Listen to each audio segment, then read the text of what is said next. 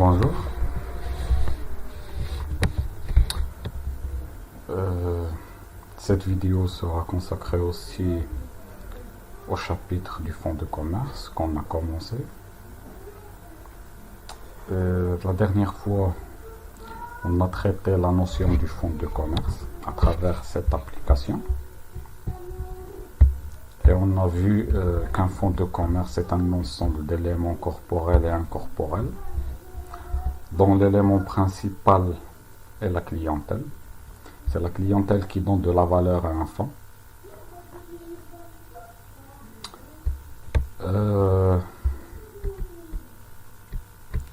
Au niveau de cette application, on a vu comment la loi protège le commerçant locataire contre le propriétaire du local. Et on a dit que si un commerçant exerce son activité commerciale au niveau d'un local loué, elle est protégée par la loi tant qu'il paye ses loyers, tant qu'il a respecté le contrat de location signé avec le propriétaire, tant que le local est encore en bon état, et tant qu'il n'a pas fait usage de ce local autrement que pour le commerce. Et on a expliqué tout cela à travers cette application, dont M. Dafir Ali était le commerçant locataire et M. Daoudi Omar était le propriétaire du local. Et on a vu qu'ils ont signé un contrat de location du local en vue qu'il soit exploité par M. Ali à titre commercial. Après une certaine durée, M. Daoudi Omar, c'est-à-dire le propriétaire, il a envoyé une demande de congé, c'est-à-dire une demande à M. Ali en vue de résilier le contrat de location, ça veut dire qu'il a envoyé cette demande de congé en vue de récupérer le local, son local. Il veut le louer à un nouveau locataire, mais M. Dafir Ali, le locataire, l'ancien locataire, a refusé de le quitter. Et le tribunal a jugé en faveur de M. Ali, le commerçant locataire, parce qu'il a jugé que le local ni insalubre, ni dangereux pour le commerçant, pour la clientèle ou pour la population. Il a jugé que M. Ali payait de façon régulière ses loyers, ce qui représente pour lui une condition à sa faveur au niveau de ce dossier. Et ensuite, on a vu que le tribunal a jugé en faveur de M. Ali parce que M. Ali peut encore adresser une demande de renouvellement de ce contrat de location, parce que le commerçant locataire peut adresser une demande de renouvellement dans un délai d'1 mois après la réception de la demande de congé. Dans ce cas, cette période n'est pas encore écoulée, donc M. Dafir Ali garde encore la possibilité de renouveler le contrat de location signé avec le propriétaire. Et donc, pour toutes ces raisons, le tribunal a jugé en faveur de M.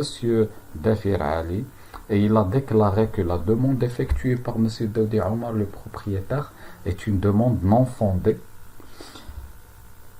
et le condamne de payer une indemnité d'éviction s'il décide de renouveler le bail, s'il décide de refuser le renouvellement du bail.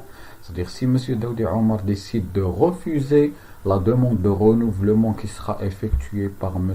Ali, donc il sera amené à lui verser une indemnité d'éviction. Zawid al-Ifrar.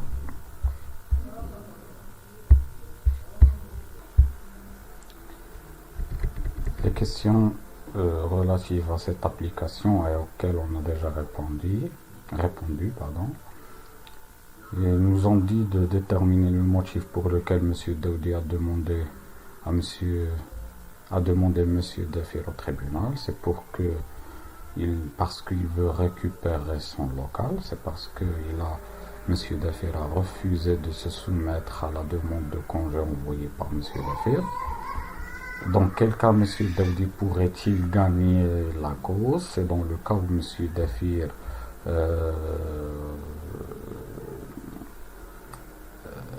ne paye pas ses loyers, ou dans le cas où le local est insalubre ou dangereux, ou dans le cas où M. Daoudi justifie que M. Dafir a réalisé un motif grave et sérieux.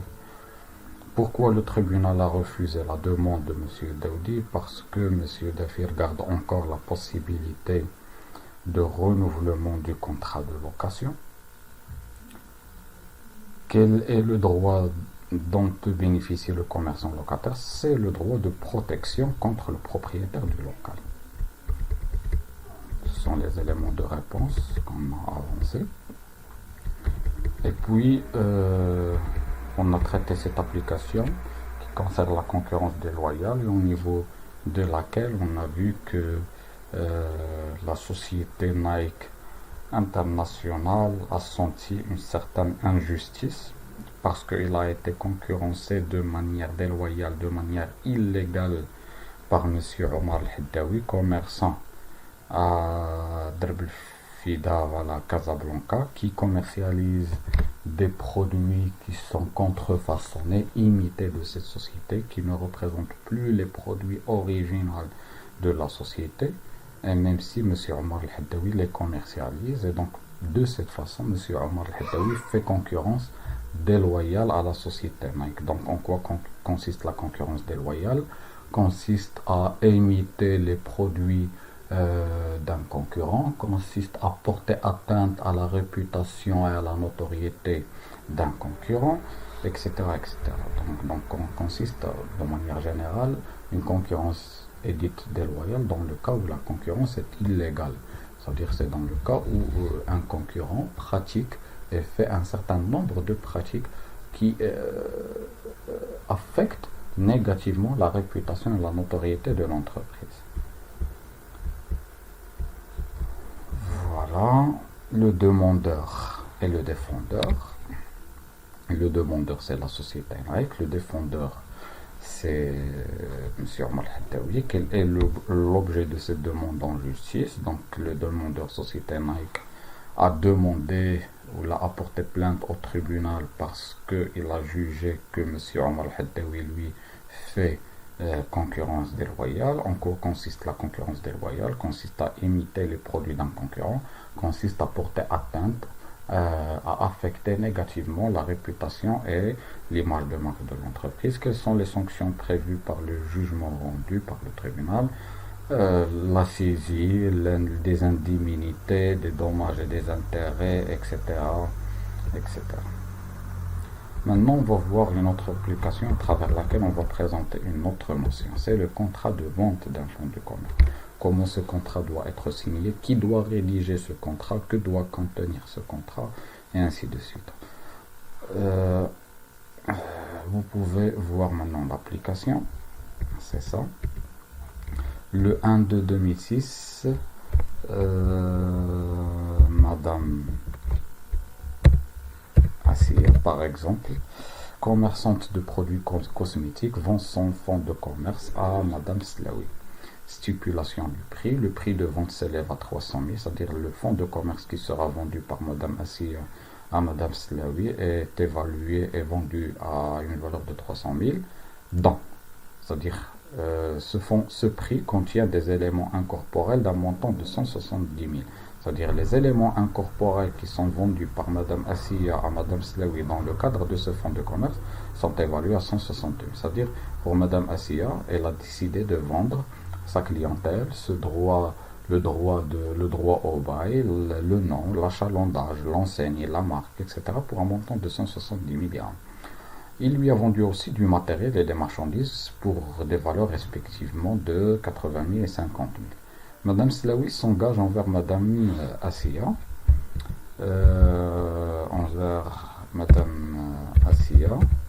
à payer le prix convenu, fractionné en 6 mensualités de 50 000 dirhams. Ça veut dire Madame Slaoui ne va plus la totalité, il ne va plus payer d'un seul coup la totalité du montant. il va payer le montant par des versements mensuels, par des mensualités. Chaque mensualité sera de 50 000 dirhams. 50 000 dirhams fois 6, parce que le paiement sera effectué en 6 mensualités. 50 000 dirhams fois 6, ça donne 300 000. La première mensualité prendra échéance au 31/3/2006, c'est-à-dire la vente a été effectuée le 1/2/2006 et la première échéance, le premier paiement, ne sera effectué que vers le 31/3/2006, c'est-à-dire après 3 mois. Et la dernière mensualité au 1/8/2006, close, c'est-à-dire les termes du contrat. Il est expressément convenu ce qui suit. À défaut de paiement à son échéance d'une seule fraction de 15 jours, après un simple avis, le montant restant en principal et intérêt du prix de la présente vente deviendra immédiatement et de plein droit exigible sans avoir besoin d'aucune formalité judiciaire. À défaut de paiement à son échéance d'une seule fraction,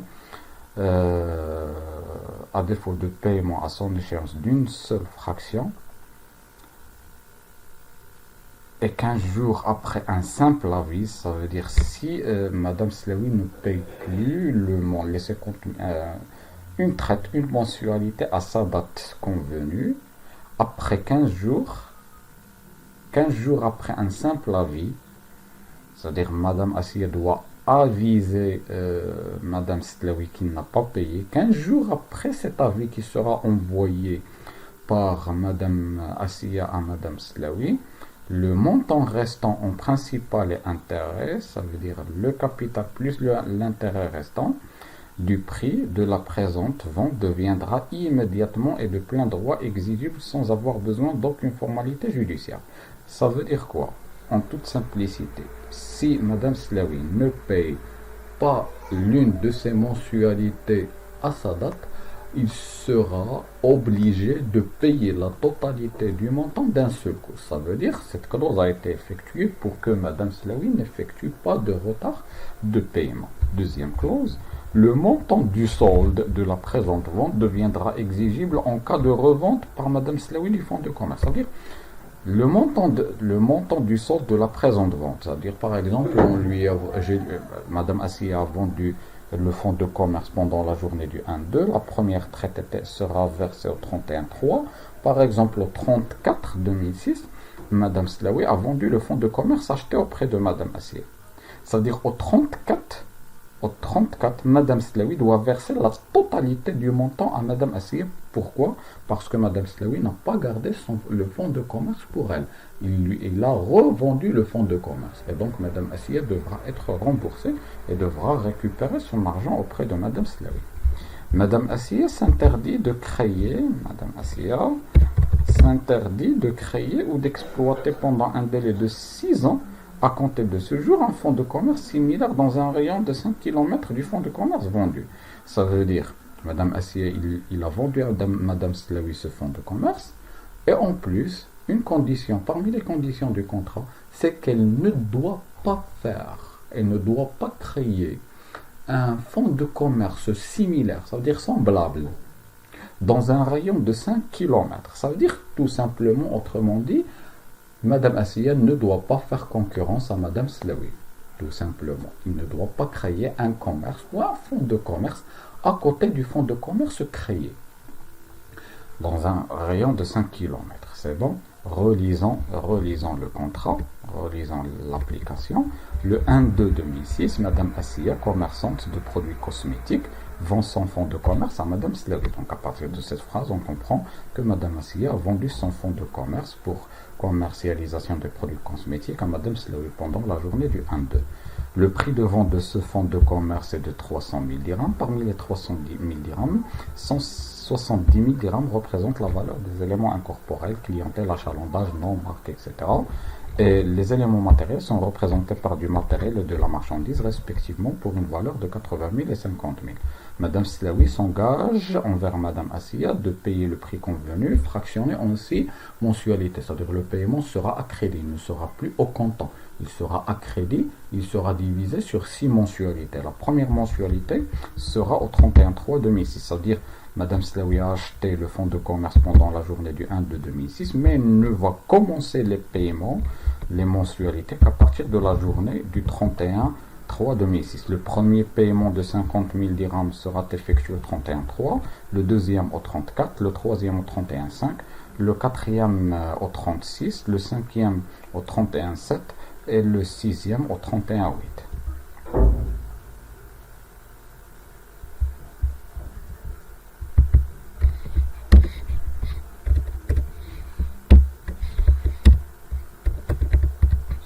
Clause, il est expressément convenu ce qui suit. À défaut de paiement à son échéance d'une seule fraction et 15 jours après un simple avis, le montant restant en principal et intérêt du prix de la présente vente deviendra immédiatement et de plein droit exigible sans avoir besoin d'aucune formalité judiciaire. Ça veut dire quoi? Ça veut dire que on a expliqué cela, que Madame Slaoui ne doit pas faire de retard au niveau des paiements.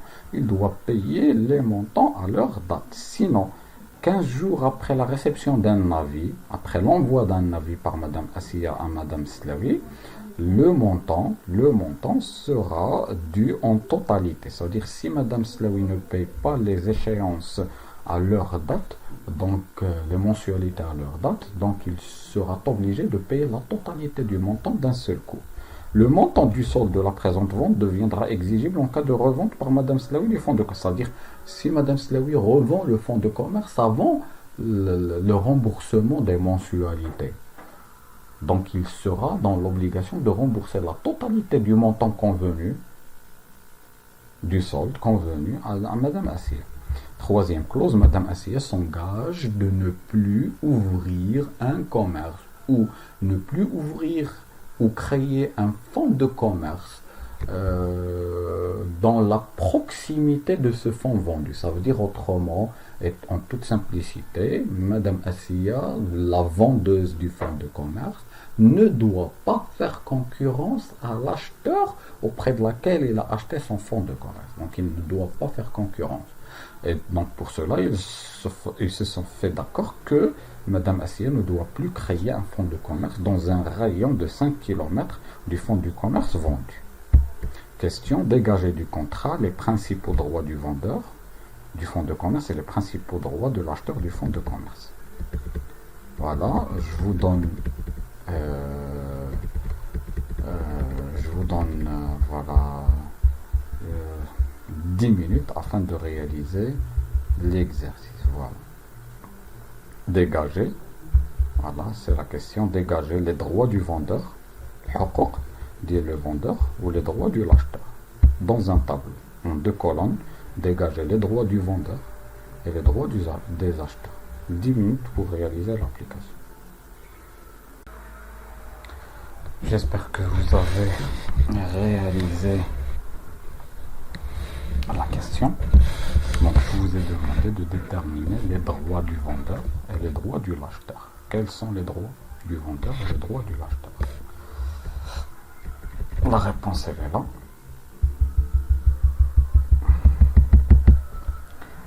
Le vendeur, ses droits. Le principal droit du vendeur est d'encaisser le prix de vente de son fonds de commerce. Il a vendu un fonds. Alors, quel est le principal droit de ce vendeur? C'est d'encaisser le prix de vente. Il a vendu un fonds de commerce. Son principal droit qui naît de ce contrat est l'encaissement du prix de vente. Alors, quels sont les droits de l'acheteur? L'acheteur doit s'approprier du fonds de commerce, ça veut dire posséder le fonds de commerce, d'une part. Et d'autre part, le principal droit du fonds de l'acheteur est de ne plus être concurrencé par le vendeur. C'est bon? Donc, le principal droit du vendeur est d'encaisser le prix de vente de son fonds de commerce vendu, alors que le principal droit de l'acheteur, c'est de s'approprier du fonds de commerce, c'est-à-dire posséder le fonds de commerce, et deuxièmement, ne pas être concurrencé par le vendeur. C'est bon? Donc je vous invite à mettre la vidéo en pause et recopier la réponse. Voilà, on va passer maintenant à une application suivante. Voilà, l'application suivante. Voilà, c'est l'application concernant la location-gérance d'un fonds de commerce. À travers cette application, on devra déterminer en quoi consiste cette location-gérance ou la gérance libre. Elle est appelée soit location-gérance, soit gérance libre.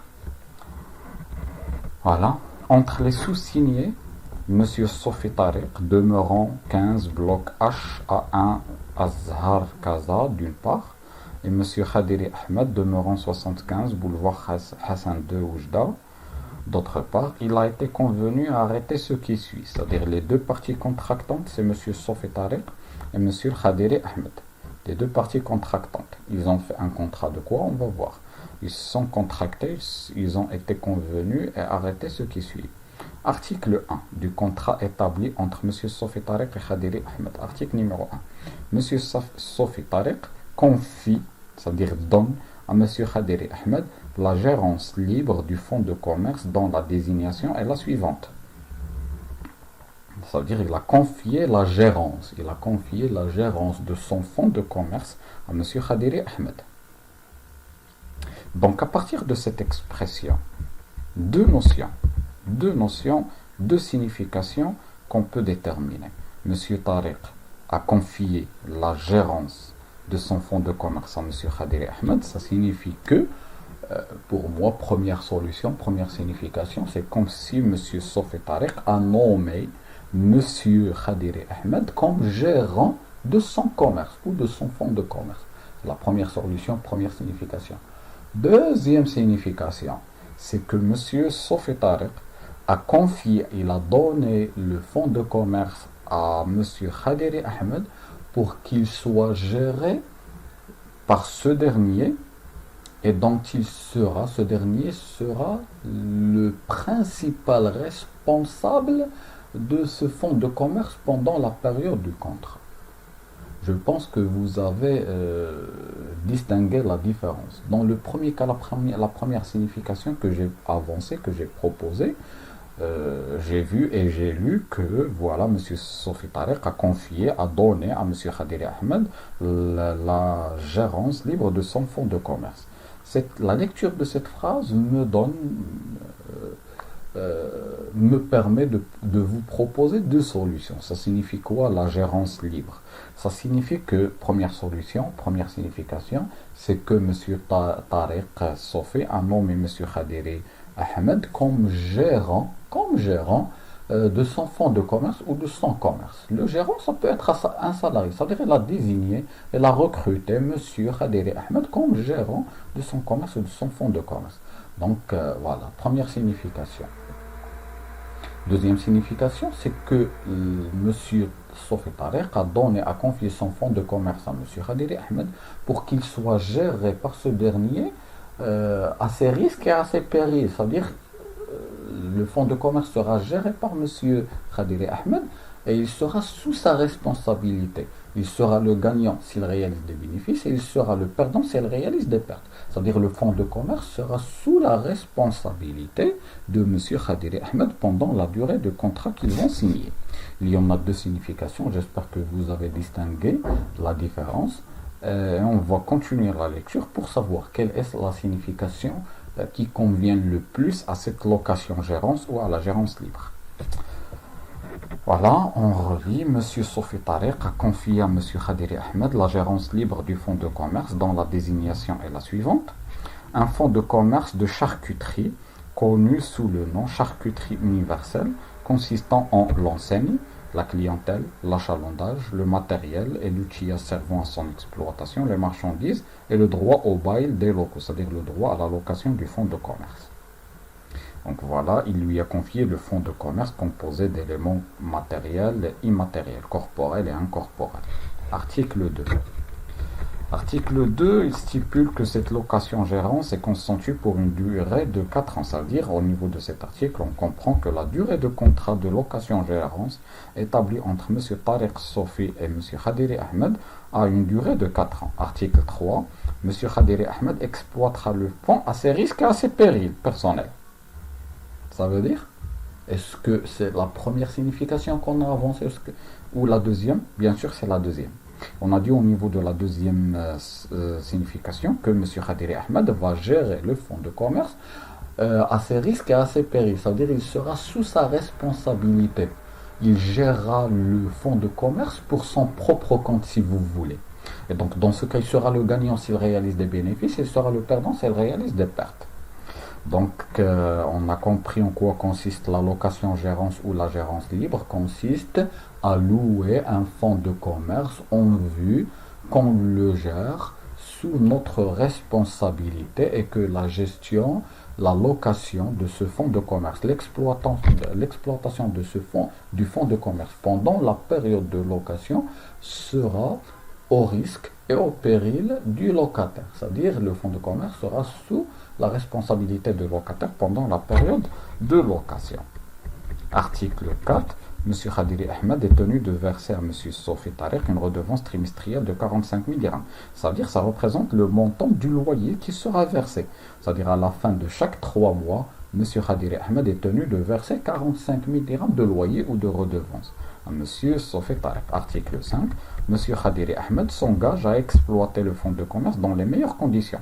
C'est-à-dire M. Khadiri Ahmed s'engage à conserver, à exploiter le fonds dans les meilleures conditions.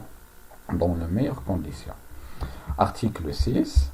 Article 6. À défaut du respect de l'une des clauses ci-dessus, le présent contrat sera résilié, c'est-à-dire il sera nul de plein droit si bon semble à M. Sofi Tariq. C'est-à-dire il sera résilié, il sera au profit de M. Sofi Tariq, c'est-à-dire le fonds de commerce sera récupéré par M. Tariq, le propriétaire. Signataires sont M. Sofi Tariq comme bailleur, c'est-à-dire comme propriétaire du fonds de commerce, si vous voulez, non plus du local, mais du fonds de commerce comme propriétaire du fonds de commerce ou bailleur ou appelé loueur. Et M. Khadiri Ahmed, la deuxième partie contractante, c'est M. Khadiri Ahmed qui est un locataire. Voilà, c'est un locataire. M. Khadiri Ahmed est un locataire. Donc, citer les conditions de fond de validité d'un contrat. Donc, quelles sont les conditions de fond de validité d'un contrat de façon générale? On a déjà présenté ce chapitre consacré au contrat, aux obligations. On a déjà présenté les conditions de fond de validité d'un contrat. On a présenté des conditions de forme et de fond. Essayez de se rappeler encore des conditions de validité de contrat, mais sans les conditions de fond. Expliquez en quoi consiste la location-gérance. Qu'est-ce que la location-gérance. La location-gérance consiste à, etc. Préciser 2 éléments de distinction entre la location-gérance et la gérance salariée. La gérance salariée, c'est ce que j'ai avancé au début, lors de la première signification. Nommer une personne comme gérant, ça s'appelle la gérance salariée.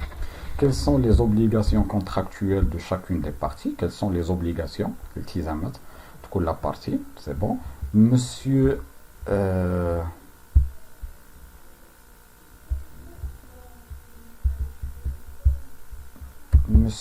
Sofi Tariq, Monsieur Sofi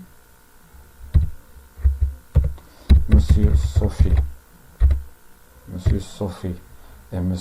Khadiri Ahmed ont-ils la qualité de commerçant après la conclusion du contrat? Énumérer les formalités auxquelles est soumise la location-gérance. Quelles sont les formalités? Donc voilà. Essayez de lire et de relire cette application.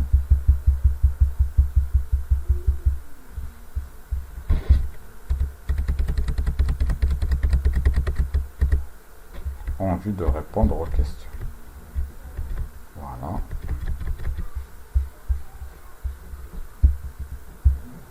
Je vous donne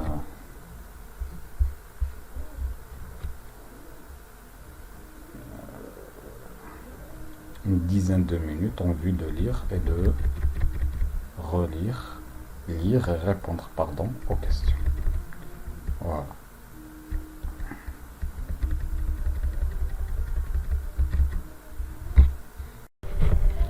Donc on a dit que M. Sofi Tariq a conclu un contrat de location-gérance avec M. Khadiri Ahmed, par lequel il a été convenu que M. Sofi Tariq a confié à M. Khadiri Ahmed la gérance libre du fonds de commerce, dont la désignation est la suivante: fonds de commerce de charcuterie, connu sous le nom charcuterie universelle, consistant en l'enseigne, la clientèle, l'achalandage, le matériel, l'outillage, les marchandises, le droit au bail des locaux. Article 2, cette location-gérance est consentie pour une durée de 4 ans, c'est-à-dire la durée de contrat. Donc, M. Sofi a loué à M. Khadiri Ahmed, à titre de location-gérance, un fonds de commerce appelé charcuterie universelle. La durée de ce contrat de location ou de gérance libre est de 4 ans. M. Khadiri Ahmed exploitera le fonds de commerce à ses risques et à ses périls, c'est-à-dire c'est pour son propre compte. M. Khadiri Ahmed est tenu de verser des loyers, des redevances. M. Khadiri Ahmed s'engage à exploiter le fonds dans les meilleures conditions. À défaut du respect de l'une des clauses dessus, le présent contrat sera résilié de plein droit si bon semble à M. Sofi Tariq, c'est-à-dire au profit de M. Sofi Tariq, le bailleur. Contrat conclu entre Sofi Tariq, le bailleur, le propriétaire du fonds, et M. Khadiri Ahmed, le locataire. Donc, je vous ai déjà demandé de répondre aux questions. J'espère que vous avez répondu. Maintenant, on va commencer la réponse et la résolution du travail à faire de cette application. Première question, je vous ai demandé de citer les conditions de fin de validité d'un contrat. Pour qu'un contrat soit valide, il faut la présence de 4 conditions. Il faut que 4 conditions soient présentes. Première condition, la plus essentielle, c'est le consentement, c'est-à-dire l'accord des deux parties. Deuxième condition, c'est la capacité juridique. Il faut que les parties signataires soient âgées de plus de 18 ans. Troisième condition, c'est l'objet. L'objet devra être licite, c'est-à-dire un objet légal accepté par la loi.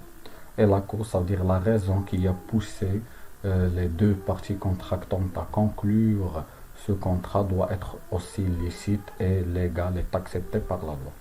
Donc les 4 conditions de validité d'un contrat sont le consentement. Les 4 conditions de validité d'un contrat sont le consentement, la capacité juridique, l'objet et la cause. Deuxième question, expliquez en quoi consiste la location-gérance. Donc, M. Sofi Tariq, comme vient de lire, M. Sofi Tariq a donné son fonds de commerce à titre de location à M. Khadiri Ahmed. Ce M. Khadiri Ahmed va gérer le local à ses risques et à ses périls, c'est-à-dire le fonds de commerce, sera sous sa responsabilité. C'est-à-dire qu'il va gérer le local pour son propre compte. Et donc, en quoi consiste la location-gérance? La location-gérance consiste à confier un fonds de commerce à un locataire qui va gérer ce fonds, qui va exploiter ce fonds pour son propre compte. C'est-à-dire que la gestion sera au risque et au péril du locataire, pour une durée bien déterminée, en contrepartie de quoi? En contrepartie de loyer ou en contrepartie de redevance. Donc voilà, c'est la réponse. La location-gérance, voilà, consiste à confier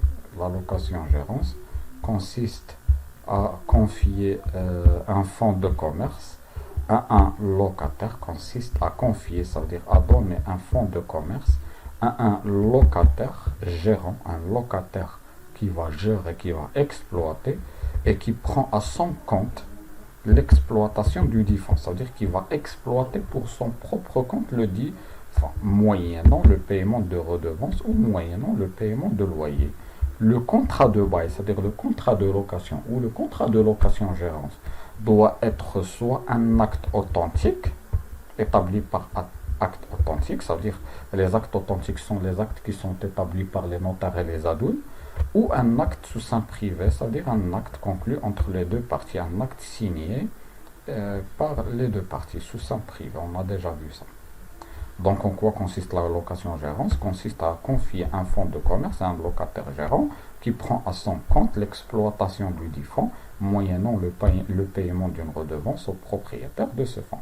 Le contrat de bail de location du fonds établi par acte authentique ou sous seing privé.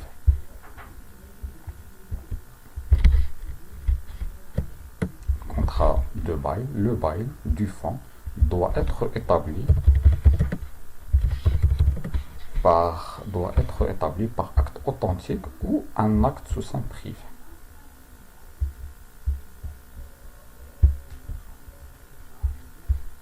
C'est bon? Distinction entre la location-gérance et la gérance salariée. Au niveau de la location-gérance,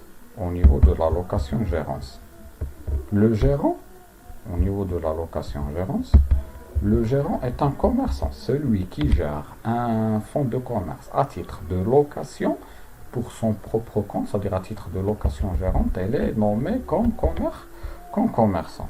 Alors qu'une personne qui gère un fonds de commerce à titre de gérant salarié, c'est un salarié. La responsabilité du gérant qui gère un fonds de commerce à titre de location-gérance, sa responsabilité est absolue et totale. Ça veut dire il gère le fonds de commerce pour son propre compte à ses risques et à ses périls. C'est-à-dire il est responsable complètement des charges et des produits de ce fonds de commerce. Alors, celui qui gère un fonds de commerce à titre de gérant salarié, il n'est plus responsable des charges et des produits. Il gère, c'est un salarié qui gère le fonds de commerce, mais non plus pour son propre compte, c'est pour le compte d'une autre personne, c'est pour le compte d'un propriétaire d'un fonds. C'est bon, donc la gérance libre ou la location-gérance se distingue de la gérance salariée du point de vue du gérant. Le gérant au niveau de la location-gérance est un commerçant, mais au niveau de la gérance salariée, c'est un salarié. La responsabilité de ce gérant dans le cadre d'un contrat de location-gérance ou de gérance libre est un locataire qui exploite le fonds pour son propre intérêt, c'est-à-dire à ses risques et à ses périls. Alors que le gérant qui gère un fonds de commerce dans le cadre de la gérance salariée, c'est un salarié qui gère le fonds de commerce pour le compte d'une autre personne propriétaire ou bailleur. Donc c'est un salarié. Les obligations contractuelles maintenant. Monsieur Sophie, c'est le bailleur ou le propriétaire du fonds de commerce. Quelles sont ses obligations? Ces obligations sont d'une part mettre le fonds de commerce à la disposition du locataire. C'est-à-dire confier, c'est-à-dire donner le fonds de commerce au locataire en vue qu'il l'exploite. C'est-à-dire mettre le fonds de commerce à la disposition du locataire. Et deuxièmement, et c'est très important, ne plus concurrencer ce commerçant, ce nouveau locataire pendant la période de location. Ça veut dire quoi? Ça veut dire par exemple, je suis propriétaire d'un fonds de commerce. J'ai signé un contrat de location avec une personne X. C'est bon? Donc je serai le bailleur, le propriétaire du fonds, et lui c'est le locataire gérant. C'est-à-dire il va gérer, il va exploiter le fonds pour son propre compte. En contrepartie de loyer, de redevance qu'il va me verser à la fin de chaque mois, à la fin de chaque trimestre, à la Hassan. Cette période, supposons que le contrat de location-gérance que j'ai conclu avec ce locataire, ce nouveau locataire, est de 4 ans. C'est-à-dire au niveau de ces 4 ans, je ne peux plus, je n'ai plus le droit d'ouvrir ou de créer un fonds de commerce similaire à proximité de ce fonds de commerce. Ça veut dire en tant que propriétaire, en tant que loueur, en tant que bailleur, je dois, mes obligations sont mettre à la disposition le fonds de commerce, mettre le fonds de commerce à la disposition du locataire et quoi encore, ne plus concurrencer ce nouveau locataire pendant la période de location. Mais quelles sont les obligations du nouveau locataire, c'est-à-dire de M. Khadir dans ce cas? Les obligations du locataire, c'est d'exploiter le fonds dans les meilleures conditions, c'est-à-dire préserver le fonds de commerce, exploiter le fonds dans les meilleures conditions, verser les redevances, les loyers, et puis ne plus faire concurrence après la période de location, c'est-à-dire après avoir terminé la période de location, ce nouveau locataire ne doit plus créer un fonds de commerce similaire à proximité du fonds de commerce objet de la location-gérance. La qualité du commerçant, le propriétaire, dès qu'il signe le propriétaire du fonds de commerce, dès qu'il signe le contrat de location-gérance, il ne devient plus commerçant. La qualité de commerçant est acquise par qui? Par le nouveau locataire, c'est-à-dire par celui qui va exploiter le fonds de commerce, c'est-à-dire par le locataire. Donc réponse, qualité de commerçant après le contrat de location, après la signature.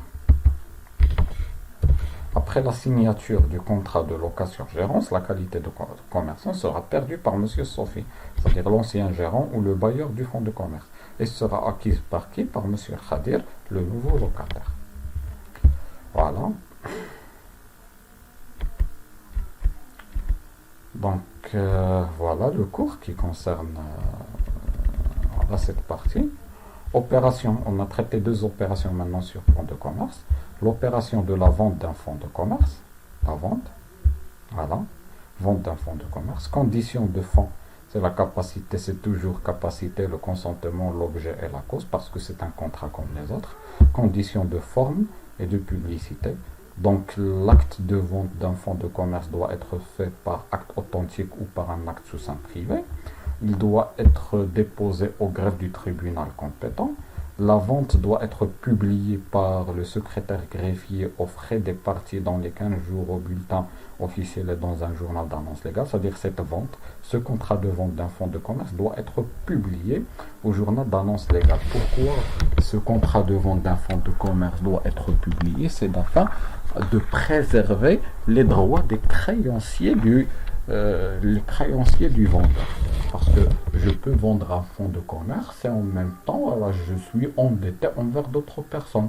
Et la garantie que ces personnes ont en contrepartie de leurs créances sur moi, c'est le fonds de commerce. C'est-à-dire, au départ, ils m'ont prêté de l'argent, ces créanciers m'ont prêté de l'argent, sous la garantie du fonds de commerce que je possède. Alors, la vente de ce fonds de commerce doit être publiée pour que les créanciers s'informent de cette opération et puissent faire opposition à cette vente.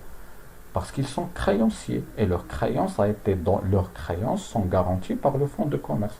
Donc la vente de ce fonds de commerce par le vendeur doit être publiée afin que les créanciers seront informés de cette vente pour qu'ils puissent faire opposition sur cette vente. Donc c'est pour cela qu'on exige la publicité au journal d'annonce légale, au bulletin officiel. Cette publicité doit être renouvelée par l'acheteur, c'est-à-dire celui qui achète le fonds de commerce doit renouveler la publicité entre le 8e et le 15e jour après la première insertion, c'est-à-dire après la première publicité, l'acheteur doit faire une deuxième publicité entre le 8e et la 15e journée. La 8e et la 15e journée de la première publicité. C'est-à-dire, supposons que l'acte de vente a été effectué aujourd'hui, le secrétaire greffier du tribunal compétent a fait la publicité le lendemain. Donc cette publicité sera à la charge du vendeur et de l'acheteur. Entre la 8e journée, c'est-à-dire après 8 jours, et entre ces 8 jours et la 15e journée, l'acheteur doit faire une autre publicité, une deuxième. Modification au registre de commerce, ça veut dire parce que lorsque je vends le fonds de commerce, je ne suis plus encore l'acquéreur, donc mon nom doit être radié de ce registre de commerce, et l'acheteur, son nom doit être enregistré au niveau de ce registre parce que c'est le nouveau acquéreur de ce fonds. Les obligations du vendeur d'un fonds de commerce: mettre à la disposition de l'acheteur dans les conditions prévues par le contrat, mettre le fonds à la disposition de l'acheteur, assurer à l'acheteur une exploitation paisible du fonds, c'est-à-dire ne plus causer de problème à cet acheteur de fonds de commerce, s'abstenir de tout acte de concurrence de l'acheteur. Ça veut dire, chez Lyon, la vente d'un fonds de commerce, et demain je vais créer un fonds de commerce similaire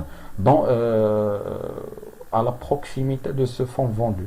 Donc le vendeur doit vendre le local, vendre le fonds, mettre le fonds à la disposition de l'acheteur et ne plus le concurrencer.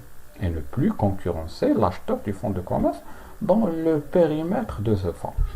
Obligation de l'acheteur: payer le prix. Protection du vendeur du fonds. Le vendeur, tant qu'il n'est pas payé, dispose des garanties suivantes.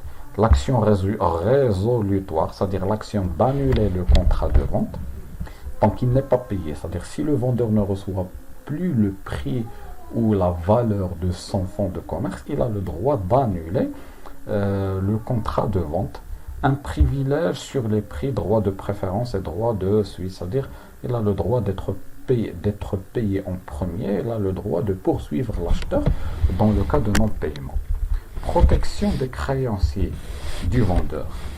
Je suis vendeur, j'ai un fonds de commerce, j'ai décidé de le vendre, en même temps, je suis endetté envers d'autres personnes. Donc j'ai des créanciers. Donc je suis endetté, donc j'ai reçu des sommes d'argent auprès d'autres personnes. Et la garantie était, lors de la signature du contrat d'emprunt, était par exemple le fonds de commerce. Par exemple, j'ai un fonds de commerce et j'ai utilisé mon fonds de commerce pour obtenir un crédit auprès de la banque. Donc la banque sera ma créancière. C'est bon? Donc sera ma créancière. Il m'a donné l'emprunt sous la garantie du fonds de commerce que je possédais. Il a évalué le fonds de commerce.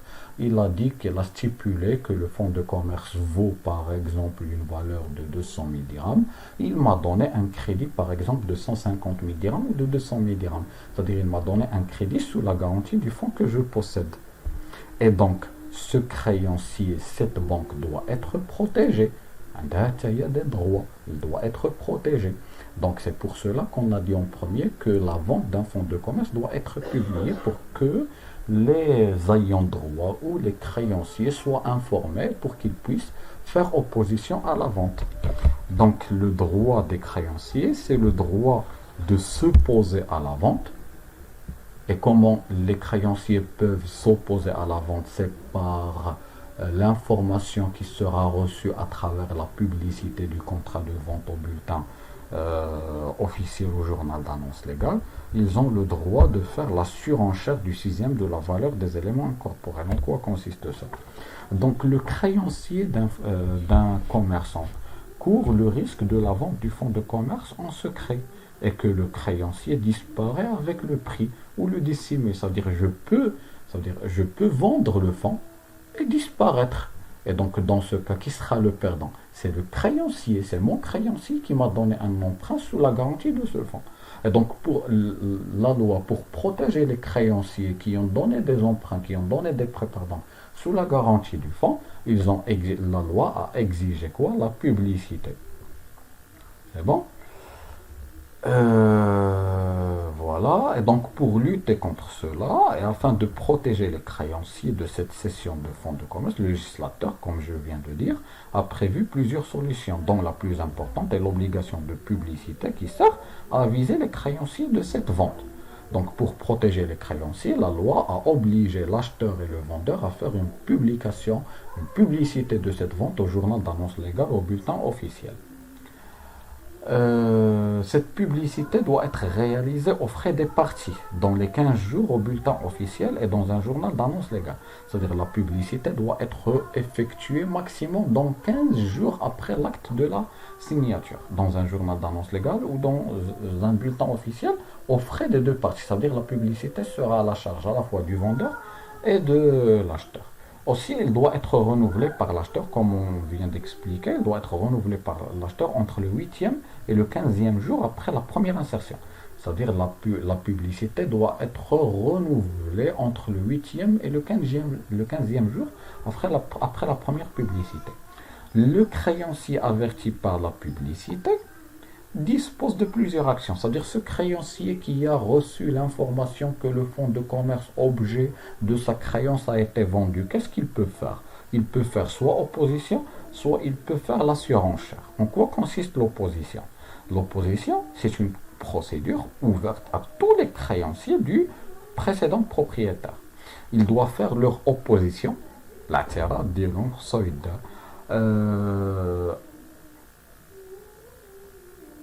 dans les 10 jours à compter de la dernière publicité, des dates de publicité, c'est-à-dire à compter de la publication de la session du fonds de commerce au bulletin officiel au journal d'annonce légale. Ça veut dire les créanciers qui ont donné des créances, qui ont donné des prêts à une personne sous la garantie de fonds, et celui-là a vendu ce fonds sans rembourser les créanciers, donc les créanciers peuvent faire opposition dans les 15 jours, dans les 10 jours, à compter de la dernière publicité. Quels sont les effets? Les créanciers, lorsqu'ils vont faire une opposition dans les 10 jours après la dernière publicité, cela, qu'est-ce qu'il va entraîner? Il va entraîner la prolongation de l'indisponibilité du prix de vente qui va rester bloqué entre les mains de l'acheteur. C'est-à-dire, lorsque l'acheteur va savoir qu'un des créanciers ou que les créanciers du vendeur ont fait opposition, il va garder le prix de vente, il ne va plus le payer au vendeur.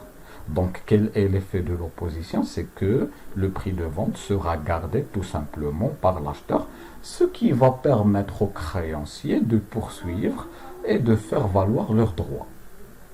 C'est bon? Deuxième solution que les créanciers peuvent faire afin de récupérer leurs créances, c'est la surenchère. Cette surenchère, il permet aux créanciers du cédant non satisfait du prix d'acquisition d'exiger que le fonds de commerce soit vendu à l'enchère publique. Et maintenant, les créanciers يفرضوا على أن ذاك le fonds de commerce يتباع في المزاد العلني sur enchère publique. Dans quel cas les créanciers peuvent recourir à cette solution?